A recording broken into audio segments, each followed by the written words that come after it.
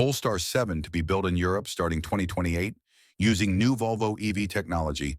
Polestar has officially announced that its upcoming compact electric SUV, the Polestar 7, will enter production in 2028 at Volvo Cars' new factory, currently under construction in Košice, Slovakia.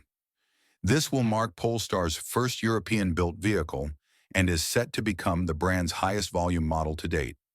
Production will take place under a memorandum of understanding signed with Volvo, utilizing the company's brand new SPA3 platform, developed specifically for next-generation electric vehicles. The same platform will also underpin the upcoming third-generation Volvo EX60. Despite the shared architecture, Polestar CEO Michael Lohscheller emphasized that the 7 will have a distinct identity.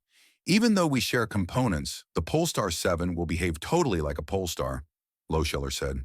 You can see it with the Polestar 3 and Volvo EX90. Same base, very different cars. That's what we'll do again. The Polestar 7 will showcase a new evolution in design, led by recently appointed design chief Philip Rumors.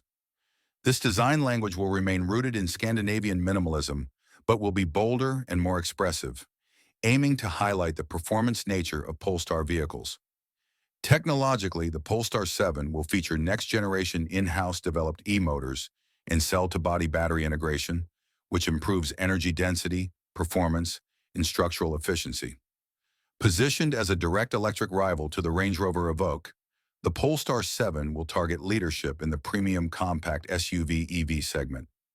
By manufacturing in Europe, Polestar aims to reduce logistics costs, boost operational efficiency, and strengthen its position in the European market, which remains one of its strongest regions.